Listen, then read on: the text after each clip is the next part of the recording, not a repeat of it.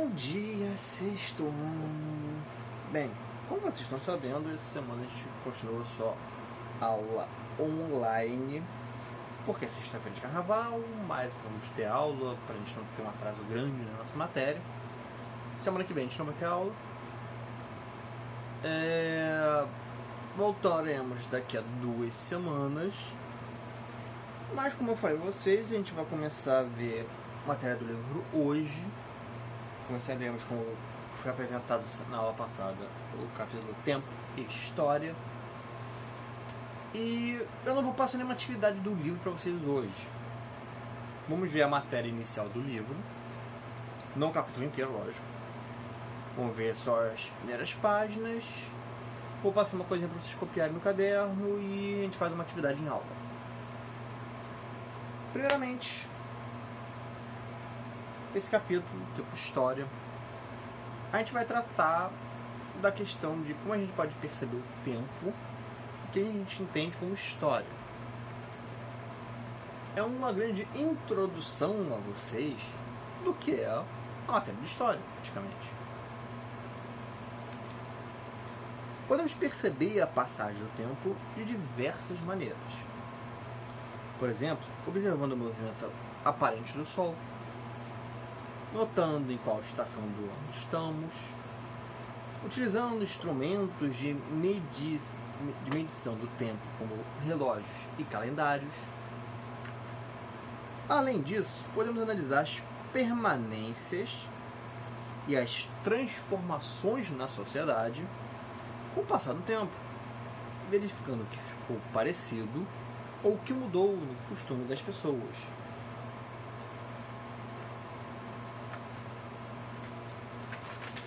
A passagem de tempo, a noção de tempo que a gente tem, ela é uma noção que ela tem uma base cultural. Separar o tempo em 12 meses, em 7 dias na semana, em 24 horas, tudo isso ela tem um porquê, e o porquê dela tem a ver com cultura e tem a ver com história.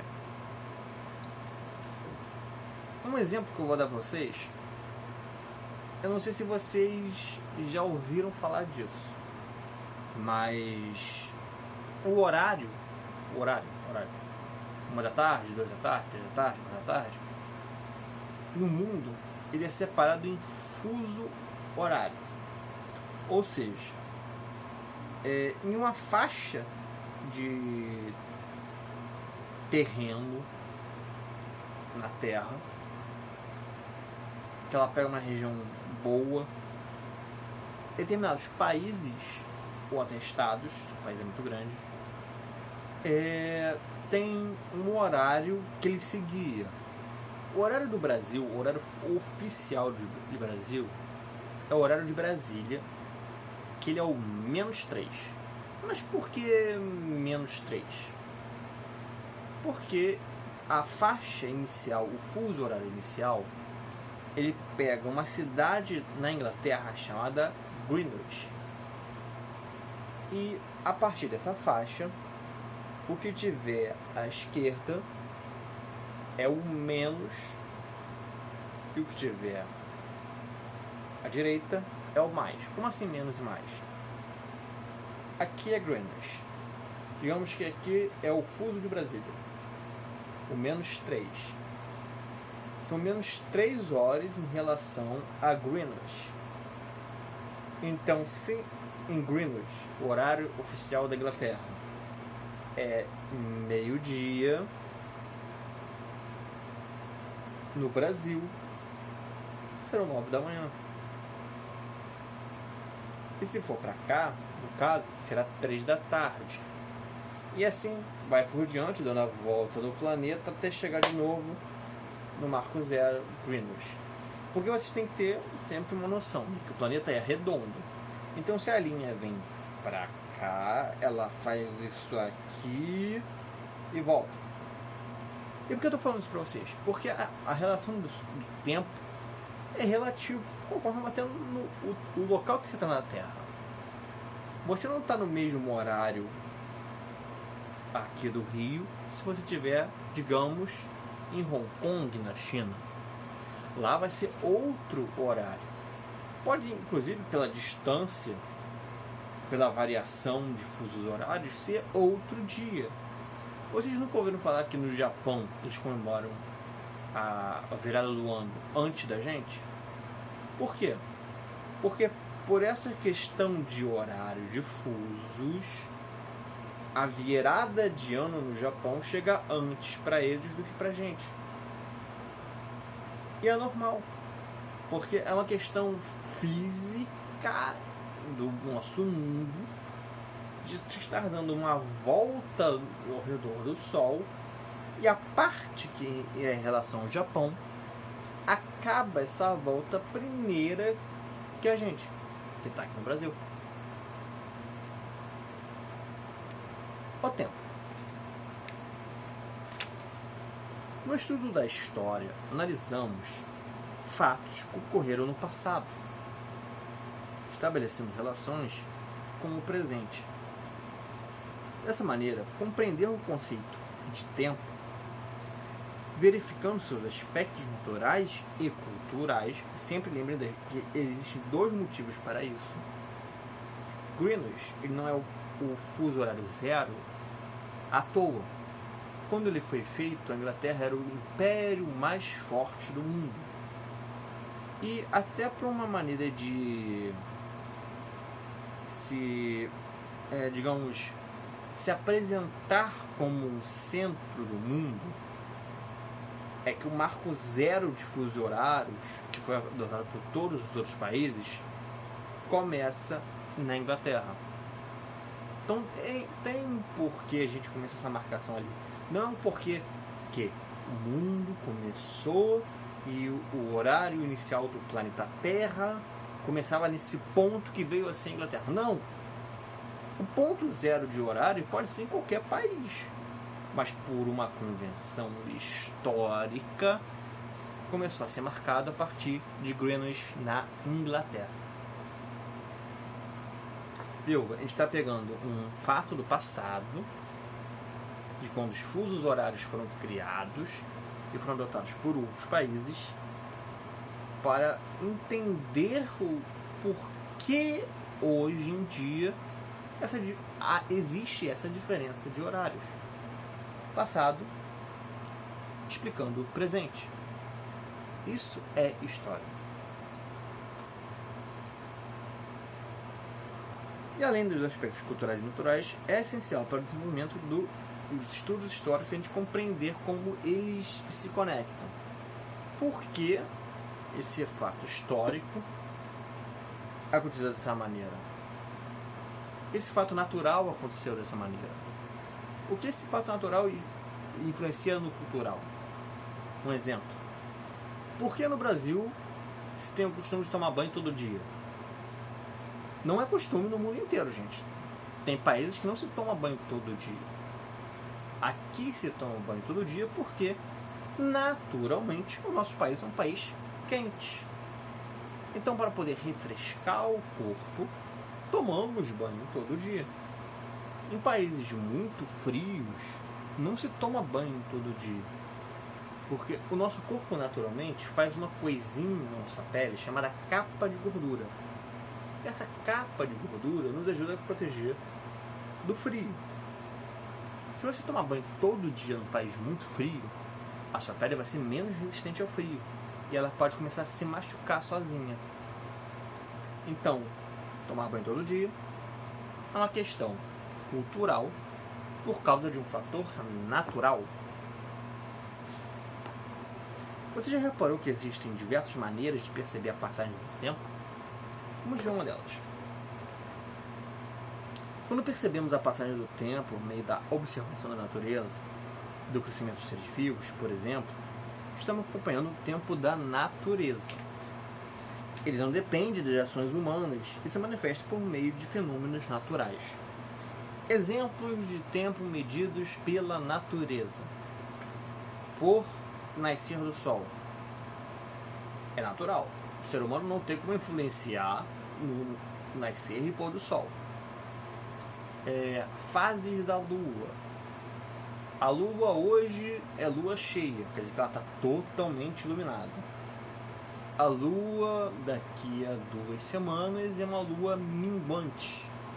Ela está parcialmente, só parte dela está iluminada e ela parece um C.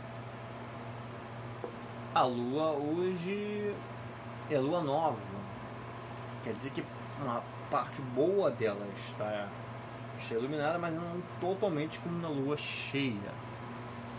Então existem uma grande variação de meios da gente medir o tempo na natureza.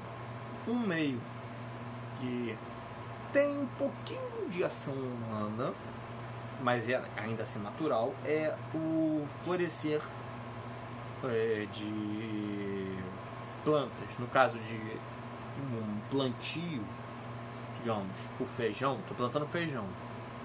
Eu, ser humano, plantei o feijão. E eu consigo medir o tempo através de quanto tempo demora para o feijão crescer. E o feijão crescer é algo natural, é o tempo da natureza. Mas eu plantei o feijão. Então, o plantio, principalmente de alimentos naturais, ele tem a ver com ação humana, mas o tempo dele acontecer ainda é tempo da natureza. Ao longo dos anos, os seres humanos desenvolveram unidades de medida para contribuir na organização do tempo, criando instrumentos como relógios e calendários. Essa maneira de organizar o tempo e medir o tempo por meio de instrumentos tornou-se conhecida como tempo cronológico e é um dos aspectos culturais da nossa sociedade. O tempo cronológico é a questão da gente medir o tempo, digamos, em 12 horas de dia e de noite, que dá um total de 24. A gente separa a semana em 7 dias por semana, separar o mês numa média de 30, separar o ano em 365 dias de 12 meses cada. Isso tudo é o tempo cronológico, medido a partir de uma invenção humana, de um pensamento humano. Também até de fatores históricos que marcaram a história da humanidade, mas que vem do ser humano e não da natureza. Um exemplo que a gente tem, que é o maior exemplo que a gente tem, é o nascimento de Jesus Cristo.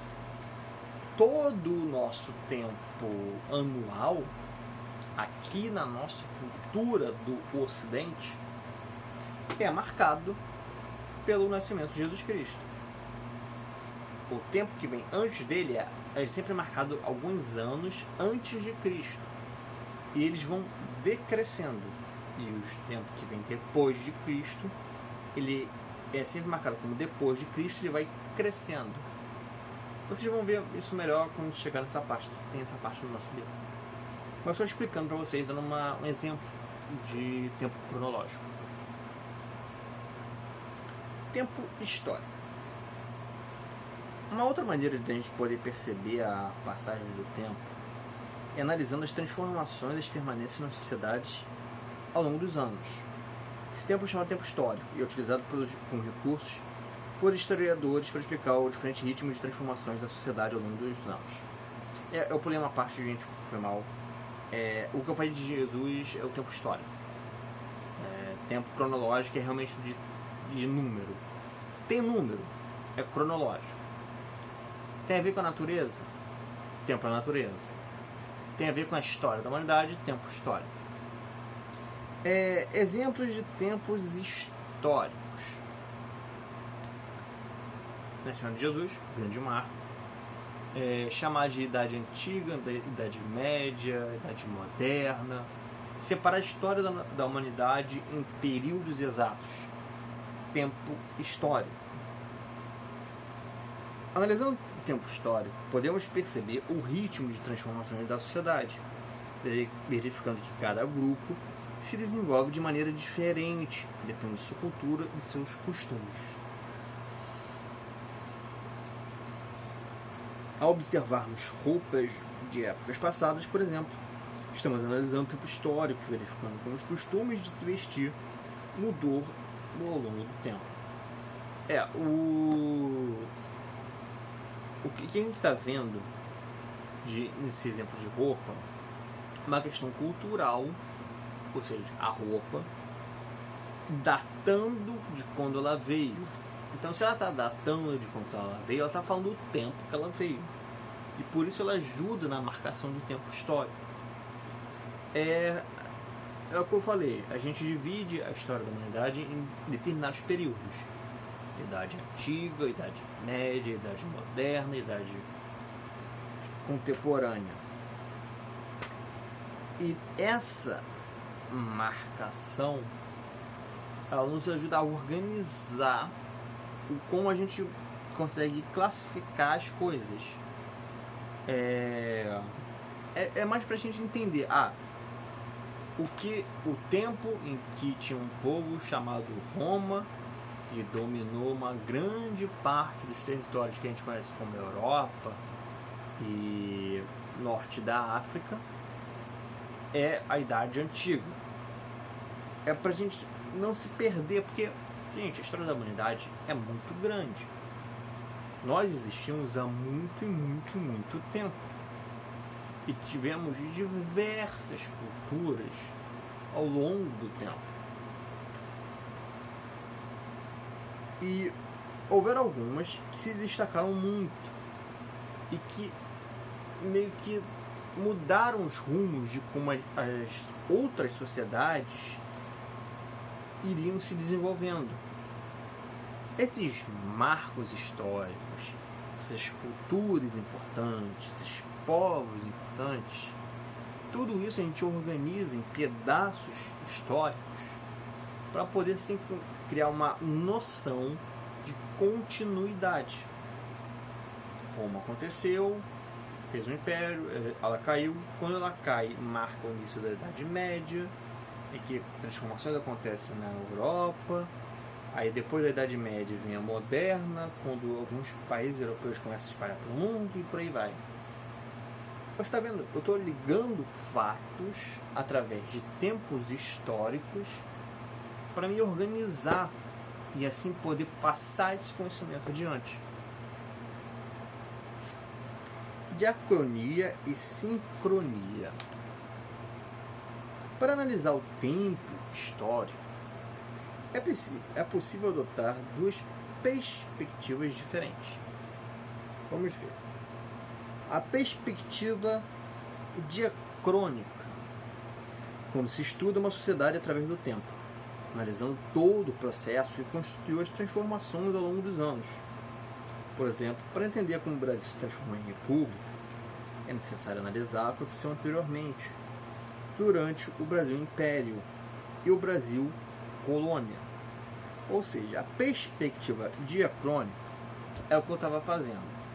Existiu o Império Romano, do Império Romano se partiu, inicia a Idade Média cria outros povos, outros reinos, que vão criar povos e reinos que na Idade Moderna vão se espalhar por o mundo e vai conectar a Europa com a América, com a África, com a Ásia e por aí vai. O que eu fiz foi pegar um fato lá atrás e avançando no tempo, mostrando como ele se transforma até chegar num determinado momento. Eu queria mostrar para vocês como as coisas, como os povos se conectam. Por quê? Porque na Idade Moderna há essa conexão. Uma dessas conexões que foi muito importante foi os portugueses virem para a América, que formam um certo domínio na América que eles chamam de Brasil, que esse domínio português no Brasil mais para frente vai se separar de Portugal e formar o país que a gente conhece como Brasil. Que aí começa o Brasil na sua fase de império, que vai avançando, acaba o império, vem a república, que chega no no tipo de governo que a gente tem hoje. E a nossa república teve diversas transformações até chegar no Brasil de hoje. Toda essa linha começa há muito tempo atrás. Pelo menos, no caso do Brasil, ela começa quando Portugal vem para a América. Mas para Portugal existir, teve que existir um outro povo, o povo lusitano, que tem influência do povo romano, que o povo romano já existe há mais de 2000 anos, que antes do povo romano tinha que existir outro povo, e a gente vai mais 1000 anos para trás. Então a gente vê como a linha histórica ela é extensa. E para entender o que está aqui, a gente tem que entender o que está aqui na linha. Isso é perspectiva diacrônica. Através do tempo, eu entendo como algo lá da antiguidade teve transformações até chegar na Idade Moderna, gerar uma situação que gera um território que vai se desenvolver e criar um país chamado Brasil, que vai sofrer transformações até chegar ao Brasil de hoje. Essa linha toda a gente só entende se entender o ponto de partida, para tentar entender como chegou no ponto de chegada. A perspectiva sincrônica. Quando se estuda uma sociedade analisando os fatos que ocorrem ao mesmo tempo, em outras regiões, por exemplo, podemos entender que a história do Brasil da época colonial é importante analisar os acontecimentos ocorridos também na Europa e na África no mesmo período. Por que, professor? Porque, aqui no caso do Brasil, o Brasil não foi um país que foi formado só pelo povo que estava aqui na América, os povos indígenas. Ele tem grande influência da presença dos portugueses. Mas é só português e indígena que fez o Brasil? Não. Também teve a influência cultural dos povos afrodescendentes, que foram forçados a vir para o Brasil. Vocês vão entender isso melhor no ano que vem. A gente pega essa parte de colonização no Brasil. Mas para entender por que povos afrodescendentes estiveram aqui dentro do Brasil, eu tenho que entender o que estava acontecendo na Europa, o que estava acontecendo na África, ao mesmo tempo que acontecia no Brasil. Aí que vem a perspectiva sincrônica. A história da humanidade não é a história a partir da Europa. A história da humanidade não começa com os europeus. Apesar de que nos nossos livros a gente pega uma perspectiva mais a partir do ponto de vista europeia, a história não começa lá. Enquanto na antiguidade tinham povos ali na Europa, também tinham povos na América, tinham povos na Ásia, tinham povos na África, tinham povos na Oceania. Inclusive, os povos da América nunca tiveram contato com os europeus até os espanhóis e portugueses chegarem aqui. São povos que se foram desenvolvimento aqui, sem relação alguma com os que estavam na Europa, que a Europa, por ela ter ali uma localização geográfica que conecta ela com a África, com a Ásia, ela teve um pouco mais de conexão com povos de outros continentes. Mas não quer dizer que ela manda, digamos que a história europeia manda na história do mundo. Não é isso, gente. Cada povo tem sua história, cada povo tem sua influência, independente de que, digamos que numa parte da Terra tem um reino que é muito forte militarmente, tem soldados muito fortes, mas que não influenciam o que acontecia na América, num oceano de distância, o que acontecia na África. Que a África não é só o norte da África, não é só o Egito, por exemplo. A África existiram muitos e muitos povos abaixo do Saara, do lado do Saara, que é aquele grande deserto que tem na África. Tinham povos na Austrália que o resto do mundo só vai ter contato muito tempo depois que os europeus começaram a se espalhar pelo mundo. Tinham povos na Ásia que nunca tiveram contato com eles, que só foram ter muito tempo depois. Um povo, por exemplo, que foi ter contato com os europeus nessa época de navegação, e só nessa época de navegação, digamos, os povos europeus tiveram conhecimento que isso existia, é o povo japonês. Os primeiros europeus a ter contato com os japoneses foram os portugueses. Foram os primeiros a começar a ir pelos oceanos, fazendo esse contato com as pessoas. Então, ao mesmo tempo que acontecia a história na Europa, acontecia a história em outros lugares. Porque a gente aprende a partir da perspectiva da história europeia. Porque o Brasil foi, esse território todo que a gente chama de Brasil, foi colônia de Portugal. Portugal é um país europeu. Então, para a gente entender uma boa parte da nossa história, principalmente história política, é necessário entender como era a história de Portugal e a história relacionada a Portugal, que é a história da Europa. Tanto é que o Brasil, ele não é também só europeu, ele também tem a parte indígena e a parte africana. E a gente aprende a parte africana e a parte indígena também. O nosso país foi uma junção de culturas que deu origem a esse grande país, em extensão e população. Então a gente tem que entender várias coisas para entender a gente. Entenderam? Bem, por hoje é isso que a gente vai ver. A gente vai lá para o nosso grupo. Vou passar para vocês algumas coisinhas para vocês copiarem no caderno. Matéria mesmo. Depois vou passar algumas atividades de aula. A gente faz mesmo em aula. E eu corrijo logo em aula. Não pretendo passar dever de casa para vocês hoje, não. É isso, turma. Vamos lá para o nosso grupo. Se já está dando 10 horas, a gente dá pausa do intervalo do recreio. E aí, quando voltar do recreio, 10h20, eu passo para vocês copiarem, dou tempinho para vocês copiarem e de responder atividades de aula. Se não deu ainda a pausa, a hora do recreio, vou passar o que é pra gente copiar, vocês vão copiando. Quando der a pausa do recreio, a gente faz a pausa e tudo mais. A atividade mesmo eu só vou passar depois do recreio mesmo pra vocês. Bem, turma, vamos lá pro nosso grupo do Telegram.